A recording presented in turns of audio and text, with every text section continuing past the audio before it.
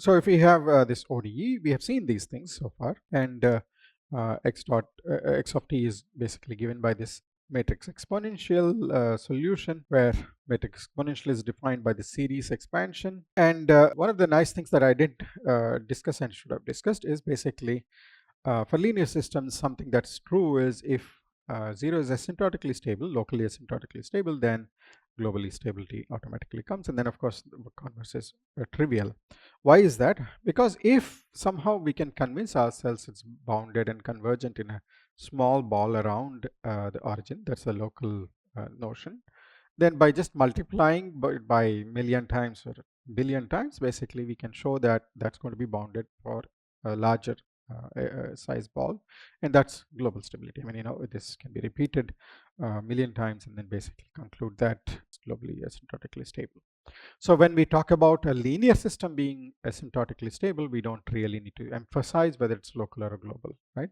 So, and then I mean, that's obvious coming from the fact that the solution depends on linearly depends on the initial condition, right?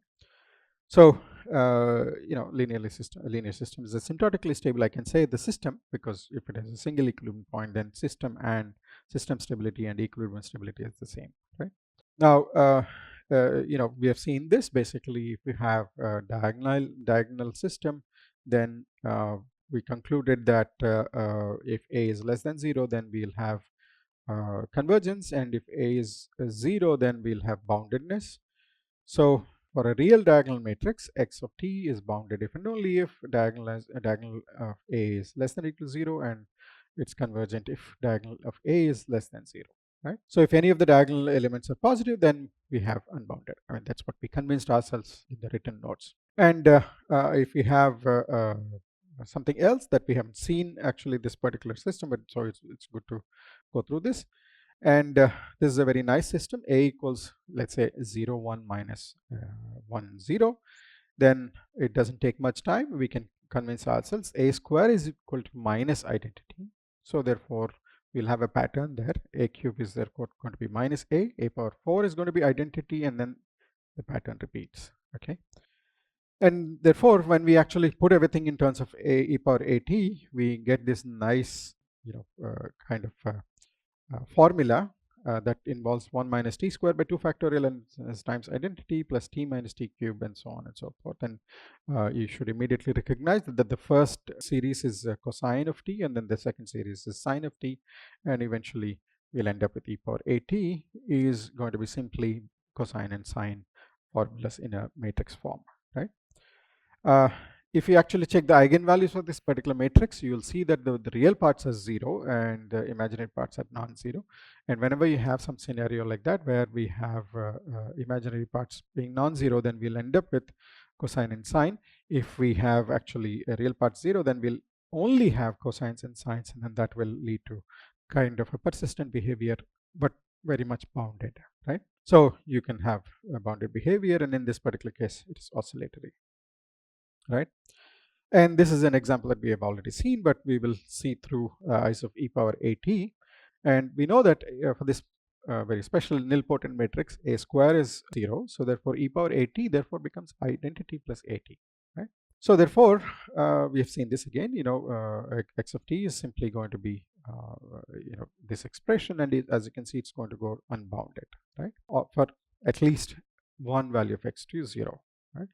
For many values, but you need to find only one value where it goes unbounded to call it unstable system. So for diagonalizable matrices, therefore we can actually conclude something that we have already seen, but this is a nice way of summarizing. Let me summarize this. If you have a that is diagonalizable, then a is equal to s lambda s inverse, where lambda is the diagonal part. I called the d in my written part. So therefore e power at, by substituting in the formula, we'll get as s times e power lambda t s inverse, right? So therefore by analyzing e power lambda t, you can conclude everything. X of t going to 0 if the real part of eigenvalues are negative, x of t go to infinity if any of the real parts are positive, x of t will be bounded if the real part is 0, right? And this is true only for diagonalizable matrices. As we have seen in the previous example, that may not be the case if it is something to do with nilpotent matrices, right? So oscillatory behavior can come if you have a non-zero imaginary part. Even if it is convergent, basically it will have oscillatory part if the imaginary part is non-zero. So give an example of non-diagonalizable matrix, and we have seen that already. That's the simplest of nilpotent matrices, 0 1 0 0, and I've shown how to do that. Okay, so that brings us to Jordan decomposition, which we have already discussed. So I'm going to quickly summarize this. J is log diagonal matrix where each of the ji's are going to be lambda I plus ni, where ni is the nilpotent part. Nilpotent could be 0, in which case ji is, of course, that particular block is diagonal, or ni could be something like that. When you raise to some positive number, then basically it's going to be 0, right? So what about this general case?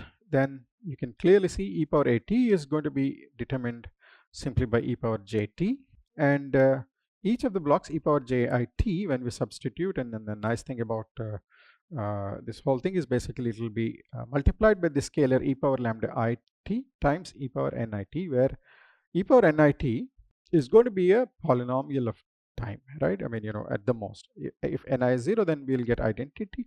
If ni is non-zero, we will get some kind of polynomial. So therefore, we are multiplying with an exponential in front. If the exponential is such that it is faster than the polynomial, then no matter what the polynomial does, the exponential part takes care of it, right? So therefore, we can conclude that basically e power jit is going to 0 as t tends to infinity if and only if real part is less than 0, right? Now, I mean, as you can see, this discussion in the summary, I'm using the exponential form, whereas there I used the similarity transformation and used how to connect the similarity transform systems and things like that. But the conclusions are going to be identical. They cannot be different using different methods, right? Whereas when it comes to one of the real part of lambda I is positive, then we'll have unboundedness. And if we have this case, real part of lambda I is equal to 0 and ni is 0, then we'll have boundedness. But unfortunately, we have this painful case where real part is 0 and ni is non-zero, then we'll have xt unbounded, because this part, you can see that basically e power lambda it, the real part is going to be 0, so it'll produce some oscillatory part, but then this has this polynomial part that goes unbounded, so that produces unbounded nature, right? So here is a trivia for you. Create an example where the trajectories are bounded in certain directions but unbounded in others. I mean, think of an example where perhaps in certain directions it seems like it's stable, right? But in other directions it's not. And that's a very good example for you to try out, simply because it's possible that if you simulate something that everything goes to 0, but then you may be not identifying certain directions where it goes unbounded. So one has to really do a analytical analysis of the systems to actually arrive at conclusions. Okay, so we will kind of summarize what we've been talking about, right? So we have discussed enough to basically summarize this. 0 is asymptotically stable of matrix A if and only if the real part is less than 0. And 0 is Lyapunov stable if and only if either real part is less than 0, or if it is 0, then the corresponding ni is 0. Okay. Unfortunately, it's more complicated than the diagonalizable system where real part of less than equal to 0. I mean, it boils down to the same thing, right? Essentially, we are saying if ni is 0, that corresponds to the diagonalizable part. But if real part is less than 0, but the ni is non-zero, the non-diagonalizable case also works in terms of stability, right? So that's why it looks slightly complicated. And trajectories can be unbounded if either one of the real parts is positive, or if you have this strange case where real part is 0, but the nilpotent part is non-zero, right? This is absolute summary of the behavior of your linear systems. Okay, so let's actually now look at its completely different point of view. And this is a nice fact. 0 is asymptotically stable if and only for every positive definite matrix R there exists a P such that A transpose P plus PA plus R is equal to 0. We jumped completely to some strange result that looks very different, right? So let me just convince you. Basically, this is a matrix equation, right? A transpose is a square matrix. P is supposed to be a positive definite square matrix. P times A is going to be again a square matrix. R is square. All of them n by n. And if we can somehow magically find a P that satisfies this equation, which and happens to be positive definite, then we can conclude that system is asymptotically stable. And what more, it's saying if you have a system that is asymptotically stable, then we can always find such matrix P, right, for every R. And you know, it can go both ways. Suppose if the system is asymptotically stable, if the matrix A is Hurwitz, that means all the real parts are less than 0, then we already know that e power at is going to be a nice convergent function, matrix function. Then we can definitely define this matrix P such that this is given by this integral. Let me kind of go to my handwritten notes and then convince you that this is the case, right? So we have this integral defined, right?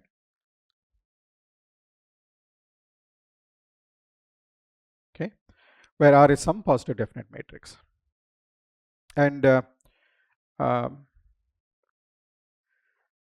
I mean, this is bounded simply because e power at, you know, converges much faster, and there's a very technical way of proving that this integral exists and bounded and so on and so forth.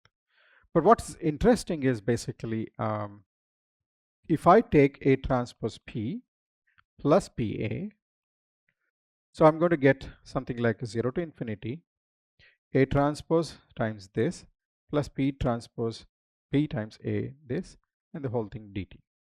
Okay, but let's look at this. PA is the PA part, you know, whatever the part that we have inside the integral, e power at r e at times A. Okay, and this is derivative of e power at, right? Similarly, we'll have a derivative of A trans d of this e power at times d.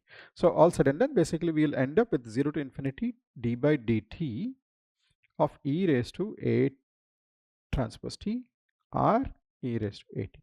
Okay, I mean, if you take the derivative of this by product rule, we get this expression. But the nice thing about this is basically simply integrate it out, we'll essentially end up with A transpose t r e a t 0 to infinity. At infinity, this part is 0 because it's convergent. At 0, this is going to be, these two parts are going to be identity, so we'll get minus r, right? So therefore, if A is Hurwitz, we know we can construct P such that this equation is true. This is an amazing result. If we haven't seen before, basically, you know, we say something about eigenvalues of A or the stability of A, suddenly it gives us some beautiful equation, right? What about the converse? If we somehow know that there is a P such that this is true, there is a more linear algebra way of doing it, but I'll show you a very simple way of solving it using our Lyapunov's second method or direct method, right? All we have to do is consider this v of x is equal to x transpose px. Of course, v of x is positive for all x non-zero because p is positive definite, and v of 0 is 0. And this is true globally, so v of x is actually bounded by some norm on both sides, right? So all those nice things are true that are even true for exponential. We'll come to that, right? So then when we do the standard v dot, we will get x transpose A transpose P plus PA times x, which is nothing but minus x transpose Rx, and that is actually, when can show, minus some epsilon of Vx, therefore certainly less than 0 for all x non-zero, right? So this tells actually 0 is exponentially stable,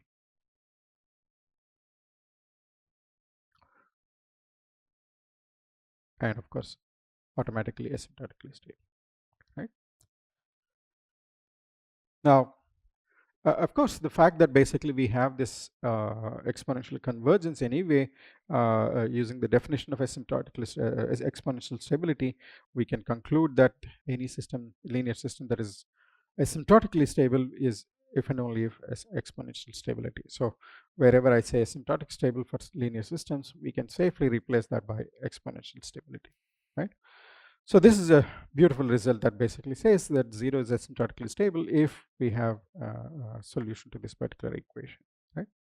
Solving this is a different matter. There are nice methods that can actually, you know, relatively straightforward if you know how to invert a matrix. But eventually when we solve the problem, we don't even invert and we use Gauss-Jordan and things like that. So it's a very straightforward problem in terms of checking for stability. You take this A transpose and put R equals identity for that matter, and then solve for P, and then basically if P happens to be positive definite, which is the more difficult part, finding the eigenvalues of P, then we can conclude asymptotic stability, right? Of course, why not use A directly and check its eigenvalues? Absolutely, right? Um, uh, so, but this method is amenable, especially when we actually go for control design and things like that. Okay. So for now, take it as a theoretical result, but it is quite applicable in terms of showing even using linear algebraic, linear matrix inequalities. So I'm going to summarize one more result in a nice concise manner. So if you have a system, then all these are equivalent. I mean, if one of them is true, all the others are. 0 is asymptotically stable if and only if A is Hurwitz, that is real part of lambda I is less than 0. If and only if for every R there exists that this equation is called Lyapunov equation, matrix Lyapunov equation, is satisfied for some positive definite P. And that's also equivalent to this kind of transposed version of this equation, simply because the eigenvalues of A and A transpose is the same. That's one way of thinking about it. There are other ways of looking at it. But since we want this equation to be, since we know that this equation is true for every R positive definite, then we can actually simply ignore that particular part and then look for just P such that this inequality is satisfied, and that's called linear matrix inequality. And there are standard toolboxes in MATLAB that can solve these inequalities. One has to look for either solution to an equation for arbitrary R or linear matrix inequality. Again, using the transpose thing, we can actually conclude that it's the same thing as looking for a solution to these inequalities in Q, and which is also same thing as your integral is positive. For now, ignore that, but it's a nice thing to know, right? So as I said, I could actually include exponential stability there. Unfortunately, Lyapunov stability is not so straightforward, but we have talked enough about it. So I'm going to summarize this, and the details are left for you to explore in terms of an exercise. So 0 is Lyapunov stable if and only if the real part is either less than 0, or if it is 0, then the corresponding nilpotent part is 0. That is apparently equivalent to finding some positive definite matrix P and a non-negative definite P, not necessarily positive definite, such that the same Lyapunov equation is true, right? In the previous case, for every R, we should be able to satisfy this. In this case, if we find some P and R, then we can convince ourselves. Let's say the corresponding transpose equation is there, and then the corresponding inequalities are there, right? The inequalities become soft inequalities, and then the proof, at least in one direction, we can use Lyapunov function, and it's a straightforward thing to check, and I'll leave it as a homework for you, right? So take this particular system and then explore whether it is Lyapunov or asymptotically stable, or probably neither. Maybe it's unbounded, right? We will come back and probably look at the solution in a lecture at a later point, right? What about LaSalle theorem? We kind of forgot about it, right? Is there a possibility of concluding asymptotic stability using LaSalle's theorem? The answer is yes. We have to bring in this concept of observability, which you may have seen.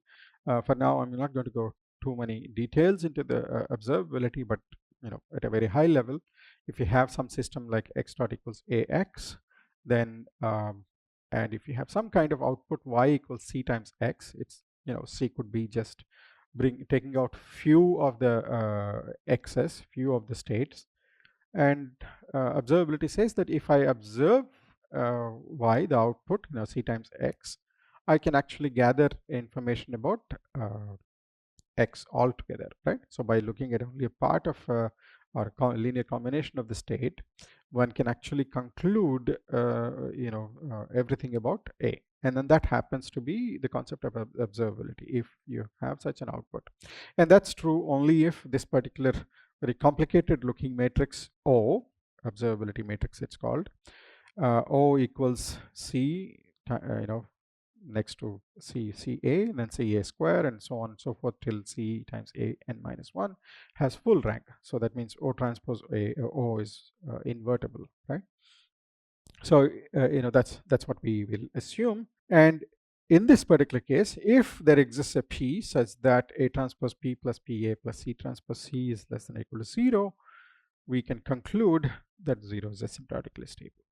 So how do I know that? Well, the proof is basically consider the Lyapunov function candidate v of x is equal to x transpose px, and you will end up with basically v dot is equal to less than or equal to minus x transpose c times x. And by applying your invariant set theorem or the Lassalle's theorem, basically we need to look for invariant sets within this set R where Cx is 0, right? But if on the invariant set, if Cx is 0, then we can conclude that Cx dot is going to be 0 and Cx double dot is going to be 0 and so on and so forth. So therefore, what we can line up is basically we can conclude that O times x is going to be 0. If one does the math carefully, basically Cx dot, Cx double dot, and so on, all of them are 0. By lining them up in a column fashion, basically we can take out the x and then we'll get O times x equals 0. But O is full rank, so O transpose O is invertible. So by all that, we can conclude that x is going to be 0, right? So so that means basically the only invariant set within this R is going to be 0. And Lassalle's theorem therefore says that from start anywhere, if your system satisfies this A transpose P plus PA plus C transpose C is less than or equal to 0, then we can conclude if A and C are observable, then we conclude that this system is asymptotically stable. What about the converse? Converse is a silly kind of a thing, because for a given C, if this is true, then we can conclude asymptotic stability. But converse is a little bit difficult to state. Do we have a matrix C? The answer is always yes, right? So it's a trivial converse in that sense, but we like to state it as only a sufficient condition for stability, right? So that is the summary of linear systems. We may not use all these concepts when it comes to nonlinear systems, but it's good to know the details of linear systems, right? So there is this linear transformation, similarity transformation approach that we can take, and then we conclude everything from a eigenvalues perspective. And if it is diagonalizable system, then it's fairly straightforward. If it is not, then we will end up with this strange thing about nilpotent matrices, where we have real parts 0, then it creates a problem whenever the nilpotent part is non-zero, right?